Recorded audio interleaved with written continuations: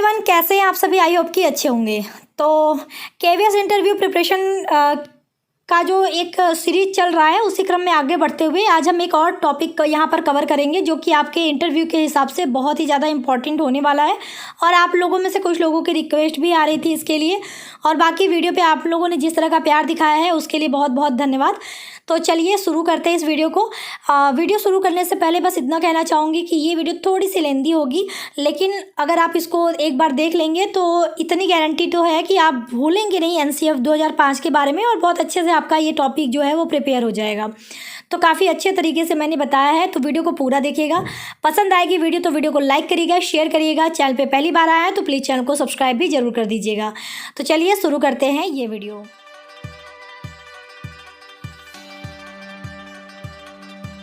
तो यहाँ पे जो है मैंने एनसीएफ 2005 लिखा हुआ है सेंटर में, तो इसके हम इम्पॉर्टेंट पार्ट को एरो से यहाँ पे मैंने कवर करा है। लेकिन इसको हम देखने से पहले मैं आपको एक चीज़ और दिखाऊंगी, तब हम इस पे चलेंगे, ताकि आपको जो एनसीएफ का एक पूरा मतलब एक कैसे हिस्ट्री जो है वो आपको पता चल जाएगा। तब आप बहुत अच्छे से चीज़ों को फिर कर पाएंगे, जो हमारा ये एनसीएफ 2005 है उसको अच्छे से समझ पाएंगे। तो ये देखने से पहले चलिए छोटा सा पहले मैं आपको एनसीएफ की थोड़ी सी हिस्ट्री दिखा देती हूँ कि कब कब आपका एनसीएफ आया। क्योंकि देखिए, अगर एनसीएफ 2005 से क्वेश्चन उठा तो वो ज़रूर ये पूछेंगे कि अब तक कितने एनसीएफ आए, या पहला एनसीएफ कब आया था। इस तरह से क्वेश्चन जो है एग्जामिनर आपसे पूछ सकता है, तो ये जानना काफ़ी ज़रूरी है। तो चलिए पहले मैं वो टॉपिक क्लियर करती हूँ, फिर हम इस पे आते हैं। तो यहाँ स्क्रीन पे आप देख पा रहे होंगे, मैंने फिगर में यहाँ पे बनाया हुआ है एनसीएफ लिखा हुआ है। जो पहला एनसीएफ आया था, देखिए मैंने केवल नंबर लिखा है 1975, 1988, 2000 यानी 2000, फिर 2005, 2009, 2022। ठीक है, तो यानी अब तक जो है ये इतने एनसीएफ जो है इतने एनसीएफ आ चुके हैं। एनसीएफ 2022 पे जो है काम चल ही रहा है, और ये भी अप्लाई हो ही रहा है, धीरे धीरे अप्लाई हो जाएगा पूरी तरह से। तो हम क्योंकि अभी हम एनसीएफ 2022 की बात नहीं कर रहे हैं, हमारा टॉपिक एनसीएफ 2005 है, तो हम उसी पे बात करेंगे। लेकिन कब कौन सा एनसीएफ आया ये जानना काफ़ी ज़रूरी है, तो ध्यान दीजिएगा। तो 1975 में देखिए आपका पहला एनसीएफ आया था, ध्यान दीजिएगा। ठीक है, ये आपसे क्वेश्चन पूछा जा सकता है। अगर आपसे इंटरव्यूअर ये पूछे कि अब तक कितने एनसीएफ आए, तो 2022 को अगर आप काउंट नहीं करेंगे तो आप बोलेंगे, नीचे आप यहाँ पे देख पा रहे होंगे कि यहाँ तक 4 एनसीएफ आया। मतलब मैंने एरो से दिखाया है 1975, 1988 यानी 1975, 1988, 2000, 2005। ये जो है इन चारों को ही हम एनसीएफ में काउंट करते हैं। तो अब तक अगर पूछा जाए कि अब तक कितने एनसीएफ आए, तो आप बोलेंगे अब तक 4 एनसीएफ आया। ये सभी जो है ये चाइल्ड सेंटर्ड हैं। ध्यान दीजिएगा, मैं 2009 को काउंट नहीं कर रही हूँ, रीजन भी आपके सामने यहाँ पे लिख दिया है मैंने। लेकिन अभी हम फिलहाल जो एनसीएफ हमारा 4 एनसीएफ है हम उसकी बात कर रहे हैं कि अभी ये सभी क्या हैं, चाइल्ड सेंटर्ड हैं। तो हम अभी तक एनसीएफ में इसी 4 को काउंट करते हैं। लेकिन अगर आप बिल्कुल राइट साइड अगर आप चलें, तो राइट साइड नोट में मैंने लिखा है कि एनसीएफ 2022 को लेकर टोटल एनसीएफ की संख्या हो जाएगी 5, क्योंकि जो 2022 का एनसीएफ है ये भी क्या है, चाइल्ड सेंटर्ड है। तो इसको लेके अगर हम काउंट करेंगे तो एनसीएफ की जो नंबरिंग है, संख्या है, वो हो जाएगी टोटल 5। अब यहाँ पर 1988 वाला जो हमारा एनसीएफ आया था, देखिए उसको हम curriculum framework for quality education यानी गुणवत्तापूर्ण शिक्षा के लिए पाठ्यक्रम की रूपरेखा जो है वो प्रकाशित हुई थी 1988 में। यानी ये जो एनसीएफ था वो क्या बात करता है, गुणवत्तापूर्ण शिक्षा के लिए पाठ्यक्रम की रूपरेखा की बात की गई थी एनसीएफ 1988 वाले में। अब हमारा जो 2000 है, यानी जो एनसीएफ 2000 में आया था, उसका नाम जो है वो एनसीएफ एससी के नाम से जाना जाता है, यानी उसे हम एनसीएफ एससी भी उसे कहा गया है। अब बात आती है 2009 की। तो क्वेश्चन देखिए यहाँ से पूछा जा सकता है कि कौन सा एनसीएफ जो है वो टीचर सेंटर है। तो आप क्या बताएंगे, एनसीएफ 2009 जो है वो टीचर सेंटर्ड है, बाकी के जितने एनसीएफ हैं वो चाइल्ड सेंटर्ड हैं। तो इस बात को पूरी अच्छे तरीके से ध्यान दीजिएगा। तो जो 2009 है एनसीएफ 2009, उसको हमने सामने एरो करके लिखा हुआ है कि ये टीचर सेंटर्ड है। इसे एनसीएफ टीई कहा गया, इसलिए इसको हम काउंट नहीं करते। मतलब एनसीएफ जो है वो मेनली चाइल्ड सेंटर्ड होता है, तभी हम उसको एनसीएफ में काउंट करते हैं। ये टीचर सेंटर था, इसीलिए हम इसको एनसीएफ में काउंट नहीं करते, मतलब जो एनसीएफ की संख्या है उसमें हम इसको काउंट नहीं करते हैं। तो ये थोड़ा सा छोटा सा इन्फॉर्मेशन आपको देना ज़रूरी है जब आप एनसीएफ 2005 के बारे में पढ़ेंगे, क्योंकि अगर आपसे एनसीएफ 2005 के बारे में क्वेश्चन किया जाएगा तो ये पूरे चांसेस हैं कि उसके हिस्ट्री से रिलेटेड भी कुछ क्वेश्चन आपसे पूछे जा सकते हैं। जैसे एग्जाम्पल के तौर पे हमने कहा अब तक कितने एनसीएफ आए, या फिर ऐसा कौन सा एनसीएफ है जिसे हम चाइल्ड सेंटर्ड कहते हैं, और कौन सा एनसीएफ है जिसे हम टीचर सेंटर्ड एनसीएफ के नाम से जानते हैं। तो ये जानना आपको ज़रूरी है, सबसे पहला एनसीएफ कब आया, तो इसलिए ये जानने के बाद ही हम उस पर चलेंगे। तो आई होप कि ये जो पॉइंट है ये आपको क्लियर हो गया होगा। अब हम चलते हैं एनसीएफ 2005 पे। तो चलिए अब हम आ चुके हैं अपने होम पेज पे, यानी हमारा जो मेन पॉइंट है एनसीएफ 2005। तो हम इस पे एक एक करके सारी चीज़ों को कवर करते हैं। तो सबसे पहले यहाँ पे देखिए इंपॉर्टेंट पॉइंट को हमने एरो से दिखाया है, तो पहले हम राइट साइड वाले पॉइंट को सारा कवर करेंगे, फिर हम लेफ्ट साइड में चलेंगे। तो राइट साइड की अगर बात करें तो यहाँ पे सबसे पहले मैंने एनसीएफ का जो है फुल फॉर्म लिखा है, जो कि है नेशनल करिकुलम फ्रेमवर्क। अगर एनसीएफ 2005 आप टोटल पूछेंगे तो आप बोलेंगे नेशनल करिकुलम फ्रेमवर्क 2005। मैंने यहाँ केवल एनसीएफ का फुल फॉर्म बताया है। अब एनपीई 1986 ने इसे प्रस्तावित किया राष्ट्रीय शिक्षा प्रणाली यानी एनईपी को विकसित करने के साधन के रूप में, यानी इसको एक जरिया बनाया गया अपनी जो राष्ट्रीय शिक्षा प्रणाली है उसको विकसित करने का। और इसे किसने प्रस्तावित किया, जो हमारी नेशनल पॉलिसी ऑफ एजुकेशन 1986 की थी उसके द्वारा इसे जो है प्रस्तावित किया गया था। अब अगला पॉइंट है कि इसको जन्म दिया था प्रोफेसर यशपाल ने। जन्म का इन द सेंस कि इसको कौन लेकर आया, ये जो नेशनल करिकुलम फ्रेमवर्क है इसको कौन तैयार किया, कौन इसको लेकर आया। तो इसको जन्म देने का काम यानी इसको लेके आने का जो काम था वो किसने किया था, प्रोफेसर यशपाल ने। यानी जब ये करिकुलम नेशनल करिकुलम फ्रेमवर्क जो ड्राफ्ट था इसको जब तैयार करने का जो काम था वो प्रोफेसर यशपाल का था। इसीलिए अगला पॉइंट मैंने यहाँ रखा है कि जो ड्राफ्टिंग कमेटी के अध्यक्ष थे, यानी जब ये बन रहा था तो उस कमेटी के जो अध्यक्ष थे वो कौन थे, प्रोफेसर यशपाल थे। इसीलिए कहा जाता है कि इसको जन्म देने का काम किसने किया था, प्रोफेसर यशपाल ने, क्योंकि अध्यक्षता उस कमेटी की ड्राफ्टिंग कमेटी की इन्होंने ही की थी। अब यहाँ पे अगला पॉइंट है कि इसकी डिमांड किसने की। जैसे अब इसको लाने का काम तो प्रोफेसर यशपाल ने करा था, लेकिन प्रोफेसर यशपाल जी को ये कौन कहा था, यानी किसने इसकी डिमांड की थी जिसकी वजह से प्रोफेसर यशपाल जी को ये काम करना पड़ा। तो एनसीएफ 2005 की डिमांड की थी चेयरमैन कृष्ण कुमार जी ने, यानी उस टाइम के जो चेयरमैन थे कृष्ण कुमार जी, वो इसकी डिमांड की थी और उन्हीं की डिमांड पे जो है प्रोफेसर यशपाल जी ने ये एनसीएफ को जो है एनसीएफ को वो लेकर आए थे। अब बात आती है कि कृष्ण कुमार जी ने ही इसकी डिमांड की थी, लेकिन कृष्ण कुमार जी को किसने कहा था, क्यों कहा, कृष्ण कुमार जी ने क्यों इसकी डिमांड की थी। तो देखिए ये पूरी कहानी है। तो प्रोफेसर यशपाल किसके कहने पर ये काम कर रहे हैं, कृष्ण कुमार जी के, मतलब कहीं ना कहीं कृष्ण कुमार जी की डिमांड थी, तभी तो प्रोफेसर यशपाल ने एनसीएफ 2005 को वो लेके आए। लेकिन कृष्ण कुमार जी को कौन बोला, तो कृष्ण कुमार जी को बोला था एनसीईआरटी ने। ओके, अब एनसीईआरटी को काम कौन दिया था, तो एनसीईआरटी को काम दिया था हमारी गवर्नमेंट ने, यानी उस टाइम की जो गवर्नमेंट थी उन्होंने एनसीईआरटी को बोला, एनसीईआरटी ने कृष्ण कुमार जी को बोला और कृष्ण कुमार जी की डिमांड पे फिर प्रोफेसर यशपाल एनसीएफ को लेकर आए थे। तो आई होप कि ये आपको पूरा चीज़ क्लियर हो गया होगा, पूरी कहानी की तरह है, बस आप समझ लीजिए आपको पूरा तैयार हो जाएगा। अब जैसे यहाँ पे बोला कि ड्राफ्टिंग, मैंने बोला ना ड्राफ्टिंग कमेटी के अध्यक्ष थे, तो वो जो कमेटी थी ड्राफ्टिंग कमेटी थी, अब उस कमेटी में क्या क्या चीज़ें थी, तो उस कमेटी में 21 फोकस ग्रुप थे और 35 मेंबर थे उस कमेटी में, प्लस 3 मेंबर एनसीईआरटी ग्रुप से भी थे।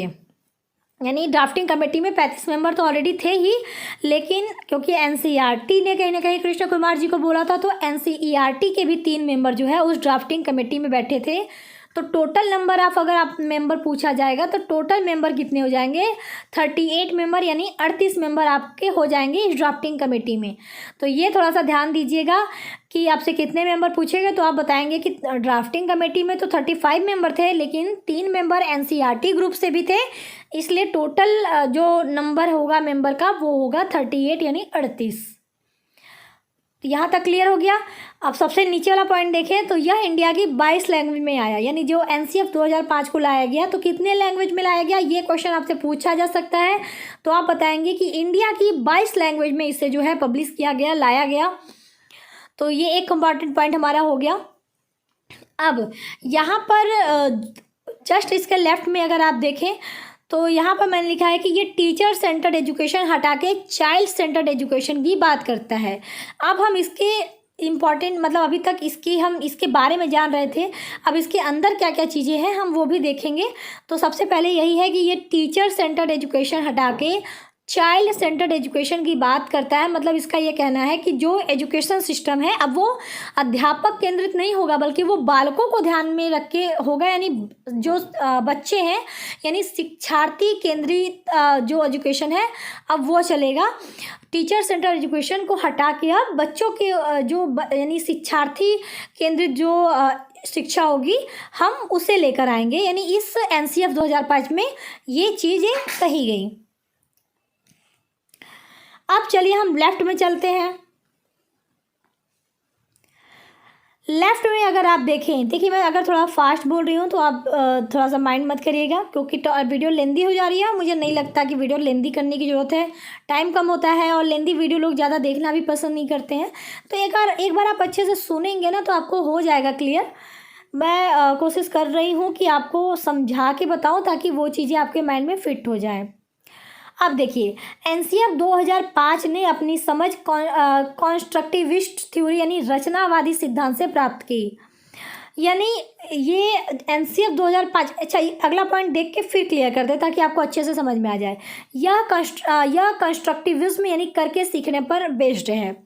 यानी जो एनसीएफ 2005 है, जैसे ये कहता है कि अभी तक जैसे अध्यापक क्लास में गया तो वो बोल बोल के चीज़ों को बस बता रहा है, बच्चे का कोई इन्वॉल्वमेंट नहीं है, बस अध्यापक गया कोई टॉपिक पकड़ा, उस टॉपिक पे अपना हिस्ट्री पूरा वगैरह जो भी व्याख्या था पूरा एक्सप्लेन कर दिया, तो वो एक शिक्षा पद्धति हो गई।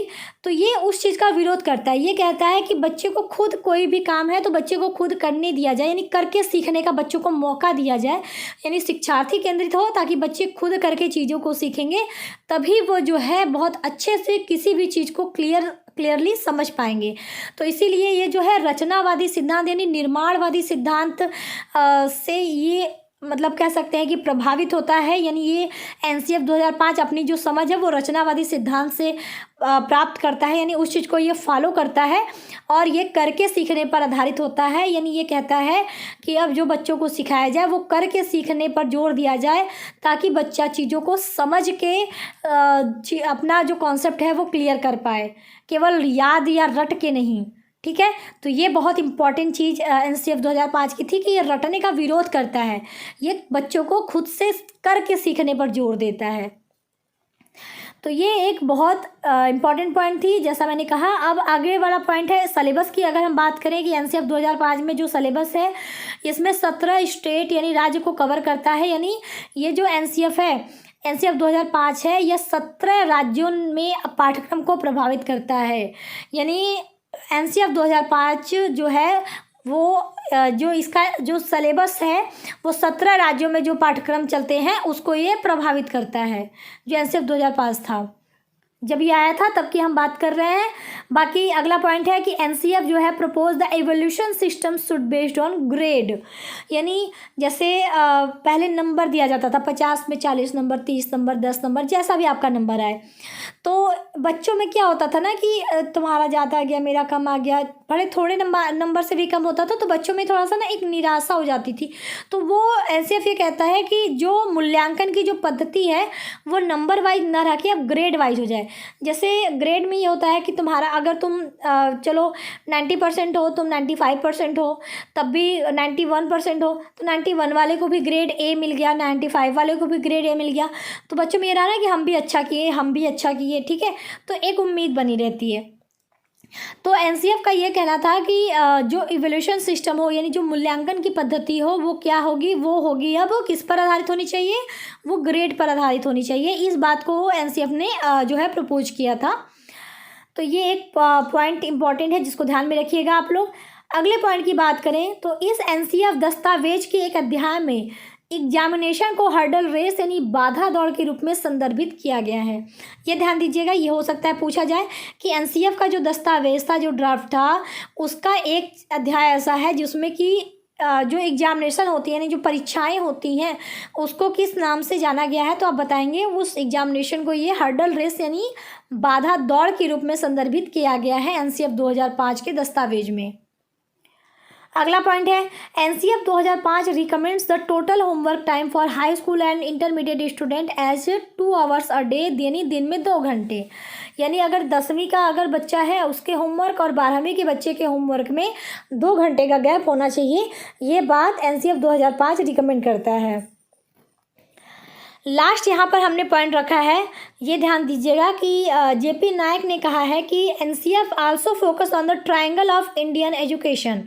यानी जेपी नायक का ये कथन है कि जो एनसीएफ है वो जो हमारे इंडियन एजुकेशन है उसके ट्रायंगल पर भी फोकस करता है, और वो ट्रायंगल में क्या क्या, क्योंकि 3 चीज़ें होनी चाहिए उस ट्रायंगल में, तो ये बात करता है इक्वालिटी की, क्वालिटी की और क्वांटिटी की। ठीक है, तो ये हमने इम्पॉर्टेंट आपको जो भी एनसीएफ से रिलेटेड थी वो हमने यहाँ पे आपको बता दी। तो आई होप कि ये चीज़ आपको क्लियर हो गई हो। लेकिन अभी आप ध्यान दीजिएगा, मैं आपको भी एनसीएफ के कुछ 5 मार्गदर्शक सिद्धांत हैं मैं उसकी भी बात करूंगी, और 3 एक महत्वपूर्ण पॉइंट यानी खास बातें हैं वो भी आपको शेयर कर देती हूँ, ताकि आपका एनसीएफ 2005 का पूरा कॉन्सेप्ट जो है वो क्लियर हो जाए। तो चलिए आपको इसकी जो 5 मार्गदर्शक सिद्धांत है उसको भी हम आपको दिखाते हैं। तो ये आपसे देखिए यहाँ पूछा जा सकता है कि एनसीएफ के जो 5 मार्गदर्शक सिद्धांत है वो क्या क्या है। यानी एनसीएफ 2005 की हम बात कर रहे हैं, तो एनसीएफ 2005 के मार्गदर्शक सिद्धांत यानी गाइडिंग प्रिंसिपल कौन कौन से हैं, तो यहाँ पे मैंने लिखा है, हिंदी में इंग्लिश में दोनों में लिखा है ताकि आपको अच्छे से क्लियर हो जाए। तो पहला यहाँ पे हम सबसे पहले ऊपर से शुरू करते हैं, तो connecting knowledge to life outside the school. यानी इसका मतलब क्या है कि जो बच्चों का नॉलेज है वो स्कूल के बाहर भी कनेक्ट करके पढ़ाया जाए। ऐसा नहीं कि बस स्कूल के अंदर हैं तो बस स्कूल के अंदर की चीज़ों को ही बच्चों को पढ़ा रहे हैं। यानी बच्चे को अगर हम कोई भी नॉलेज दे रहे हैं तो उसे हम स्कूल के बाहर ज़िंदगी से जोड़ के भी दें ताकि बच्चे को और बेहतर तरीके से समझ में आ जाए। तो इसका हिंदी में आप ये कह सकते हैं कि इनका कहना यह है कि स्कूल से बाहर भी क्या है, ज़िंदगी है। यानी आप ऐसा नहीं कि नॉलेज केवल स्कूल में बैठ के ही ले सकते हैं, स्कूल के जो बाहर की दुनिया है वहाँ से भी नॉलेज को कनेक्ट किया जा सकता है। तो पहला पॉइंट ये है। दूसरा पॉइंट है enriching the curriculum so that it goes beyond text book. यानी बच्चों को जो है रियल लाइफ से सीखना चाहिए, अर्थात किताबों के बाहर भी ज़िंदगी है। यानी ऐसा नहीं कि बस बच्चों को जो भी किताब में है बच्चा किताब वही पढ़ेगा तभी बच्चे को नॉलेज हो पाएगी। मतलब जो हमारा पाठ्यक्रम है या फिर जो भी चीज़ें हम सीख रहे हैं वो केवल हमें किताबों से ही सीखने को मिल पाएगी, ऐसा कुछ नहीं है। बच्चे को हम किताबों के बाहर भी क्योंकि ज़िंदगी होती है, किताबों के बाहर भी बहुत ऐसी चीज़ें हैं जहाँ से बच्चों को नई नई चीज़ें सीखने को मिल पाती हैं। तो हमें बच्चे को ऐसा नहीं कि केवल किताबों से ही जोड़ के रखना चाहिए, हमें बच्चे को रियल लाइफ से जोड़ना चाहिए और रियल लाइफ से ही बच्चे को सीखना और सिखाना चाहिए ताकि बच्चे बहुत अच्छे से चीज़ों को समझे, केवल किताबी भाषा पे वो डिपेंड ना रह पाए। तो यानी बच्चों को रियल लाइफ से सीखना चाहिए, अर्थात किताबों के बाहर भी ज़िंदगी है। तो दूसरा मार्गदर्शक सिद्धांत में ये हमारा आ जाता है। तीसरा अगर हम देखें तो nurturing and overriding identity inform bye caring concern with in the democratic policy of country. यानी ये इसका ये कहना है और सिंपल भाषा में कि क्लासरूम का जो वातावरण है वो कैसा होना चाहिए, डेमोक्रेटिक होना चाहिए। क्योंकि अगर आप किसी एक बच्चे पे या 2 बच्चों पे फोकस करोगे तो बाकी बच्चों पे उसका निगेटिव इम्पैक्ट पड़ता है। तो जो क्लास का वातावरण है वो कैसा होना चाहिए, वो डेमोक्रेटिक होना चाहिए, लोकतांत्रिक होनी चाहिए, सभी बच्चों को समान अधिकार मिलनी चाहिए, अध्यापक को सभी बच्चों को साथ में लेके चलना चाहिए। तो इस तरह का हमारा वातावरण क्लास का होना चाहिए। चौथा अगर हम देखें लेफ्ट साइड में तो making examination more flexible and integrating them with classroom life. यानी जो एग्जामिनेशन की बात हम कर रहे हैं वो कैसा होना चाहिए, एग्ज़ाम कैसा होना चाहिए, फ्लेक्सिबल होना चाहिए, लचीला होना चाहिए। ठीक है, ऐसा नहीं कि आप इस तरह का एग्ज़ाम बना रहे हो कि बच्चे उससे टेंशन में हो जा रहे हैं या फिर स्ट्रेस ले रहे हैं बहुत ज़्यादा। एग्ज़ाम को फ्लेक्सिबल होना चाहिए, ये एनसीएफ इस चीज़ पे जोर देता है। ये रटने की पद्धति का विरोध करता है। तो इसका ये कहना है कि अगर आप एग्ज़ाम ले रहे हैं बच्चों का तो वो कैसा हो, फ्लेक्सिबल हो। और यहाँ पर लास्ट हमारा जो पॉइंट है सबसे ऊपर आप देखिए, तो बच्चों को रोड यहाँ पे ensuring that learning shift away from the road method. ये पीछे भी मैंने बताया कि एनसीएफ ये कहता है कि बच्चे को करके सीखने पर ये जोर देता है, ये रटने का विरोध करता है। तो वही चीज़ लिखा गया है कि बच्चों को रोट लर्निंग यानी रटना जो है, रट के याद करना, रट के सीखना, इस चीज़ से दूर ले जाना है। यानी उनको अंडरस्टैंडिंग व कॉन्सेप्चुअल भाषा उपलब्ध करानी है। यानी बच्चे अब चीज़ों को समझ के, उस भाषा को समझ के फिर उस चीज़ को जाने या बता पाएँ या फिर समझ पाएँ, लेकिन उसको रट के वो याद ना करें।